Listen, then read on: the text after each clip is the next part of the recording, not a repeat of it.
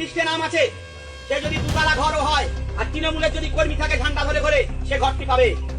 আর যার ঘর ভাঙা ঘর, তৃণমূল করে না বিজেপি করে বা অন্য দল করে, সে ঘর দেবো না, এই কথা দিয়ে গেলাম আপনাদের আজকে। পদ্মফুলেও ভোট দেওয়া যাবে না। যদি ভোট গন্ডগোল হয়েছে তাহলে ভোট দেওয়ার দরকার নাই। আর আমাদেরকে জিতিয়ে যদি কাজ করাতে হয় প্রত্যেকটা বিষয়ে, পাড়ার ছেলে পাড়ার লোক যারা তৃণমূল করে মানুষের পাশে থাকে 24 ঘন্টা, তাদেরকে ভোট দিতে হবে।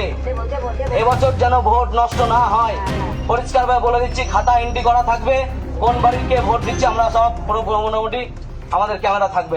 এবার যা ভোট হবে সব লাইভ হবে। এই পুরো বিষয়টা শুধু একটা রাজনৈতিক অভিযোগ নয়, এটা ধীরে ধীরে একটা বড় প্রশ্নে পরিণত হচ্ছে। গণতন্ত্রের মূল চেতনাটাই কি কোথাও আঘাত পাচ্ছে? কিছু কিছু জায়গায় শোনা যাচ্ছে তৃণমূলের কিছু নেতা মঞ্চে দাঁড়িয়ে বা পাড়ায় পাড়ায় প্রচারে এমন ভাষা ব্যবহার করছে, একটাও ভোট বাইরে যাবে না, আমরা নজর রাখছি, যদি অন্যদিকে ভোট যায় তাহলে তার ফল ভালো হবে না। আর এখানেই বিতর্কের শুরু, কারণ এই কথাগুলোর সঙ্গে সরাসরি যুক্ত হয়ে যাচ্ছে সাধারণ মানুষের প্রাপ্য সরকারি পরিষেবা প্রসঙ্গ, যেমন লক্ষ্মীর ভাণ্ডার, খাদ্য সাথী, স্বাস্থ্য সাথী, যুব সাথী, সবুজ সাথী, বেকার ভাতার মতো প্রকল্প। প্রশ্নটা খুবই সরল, এই সুবিধাগুলো কি নাগরিক হিসাবে মানুষের অধিকার নাকি রাজনৈতিক অনুগত্যের উপর নির্ভরশীল? যদি কোথাও এই বার্তা যায় যে ভোট না দিলে সুবিধা বন্ধ হয়ে যাবে, তাহলে সেটা শুধু রাজনৈতিক বক্তব্য থাকে না, সেটা মানুষের মনে ভয়ের পরিবেশ তৈরি করা। আর গণতন্ত্রে ভয়ের জায়গা কোথায়?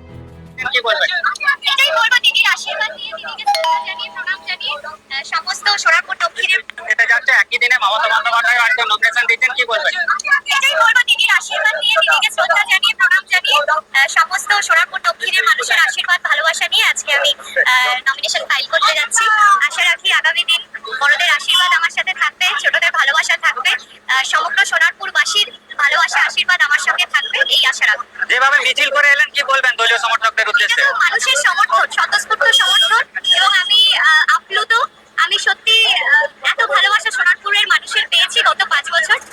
আমি জানি না আমি নিজেও এতটার যোগ্য কিনা, কিন্তু মানুষ আমাকে এত ভালোবাসা দিয়েছে, আজকে আবারও প্রমাণ করে দিল যে আপনারা দেখেছেন জনজোয়ার রাস্তায় যারা সবাই আমার সঙ্গে এসেছে আজকের এই শুভ মুহূর্তে আমার সাথে সাক্ষী থাকতে, তাদের প্রত্যেকের কাছে আমি কৃতজ্ঞ। অন্যদিকে এখানেই সোনারপুর উত্তর ও সোনারপুর দক্ষিণ একটি আলাদা উদাহরণ হয়ে উঠছে। এটা বিশেষভাবে খেয়াল করার মতো। সোনারপুর উত্তর এবং সোনারপুর দক্ষিণ, এই দুই বিধানসভা এলাকায় আমরা একেবারে ভিন্ন ধরনের রাজনীতি দেখতে পাচ্ছি। উত্তরে ফিরদৌসী বেগম এবং দক্ষিণে লাভলি মৈত্র, তারা মানুষের সামনে 5 বছরের রিপোর্ট কার্ড তুলে ধরছেন। কোথায় রাস্তা হয়েছে, কোথায় পানীয় জলের কাজ হয়েছে, কোথায় উন্নয়ন হয়েছে, কোথায় এখনো বাকি, সবকিছু খোলাখুলি বলা হচ্ছে। এখানে কোনো হুমকি নেই, কোনো চাপ নেই, শুধু কাজের হিসেব। এই দুই কেন্দ্রে যেন একটা স্পষ্ট বার্তা দিচ্ছে, আমরা কি করেছি সেটা দেখুন, তারপর আপনারা সিদ্ধান্ত নিন। এটা শুধু একটা প্রচার করার কৌশল নয়, এটা গণতন্ত্রের আসল রূপ হওয়া উচিত। কারণ যখন একজন প্রার্থী নিজের কাজের রিপোর্ট সামনে রাখেন, তখন তিনি আসলে মানুষের উপর আস্থা রাখছেন। তিনি জানেন ভোট জেতার জন্য ভয় দেখাতে হয় না, কাজই যথেষ্ট। এখন এখানে একটা বিপরীত তৈরি হচ্ছে।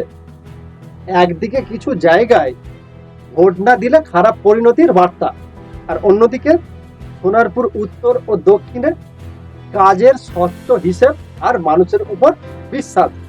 এখন প্রশ্ন উঠছে, রাজনীতি কোন পথে এগোচ্ছে? কারণ বাস্তবটা হলো, মানুষ এখন আগের থেকে এখন অনেক বেশি সচেতন। তারা দেখে বিচার করে তুলনা করে, শুধু কথা নয় কাজও খতিয়ে দেখে।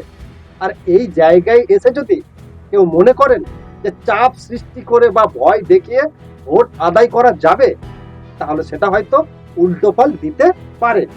আচ্ছা, একবার ভাবুন তো, যারা এই ধরনের ভাষা ব্যবহার করছেন তারা যদি সেই আসনগুলোতে পরাজিত হয়ে যান, তাহলে কি তারা নিজেরাই বিরোধী দলের জন্য রাস্তা তৈরি করে দিচ্ছেন না তো? কারণ একটা জিনিস ইতিহাসে বারবার দেখিয়েছে, মানুষকে যত বেশি চাপে রাখা হয় তারা তত বেশি প্রতিক্রিয়া দেখায়।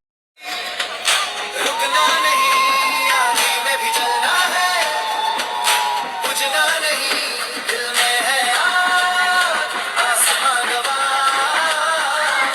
मैं ही लिखूंगा अपनी राह, जिद है जीतने की, जिद है जीतने की, जिद है जीतने की, जिद है जीतने की।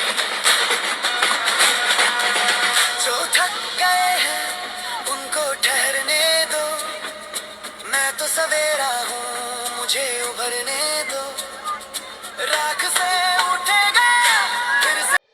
এখন আসল প্রশ্নটা এখানে, যারা সত্যিই কাজ করছেন তারা কি কখনো মানুষকে ধমক দিয়ে ভোট চান?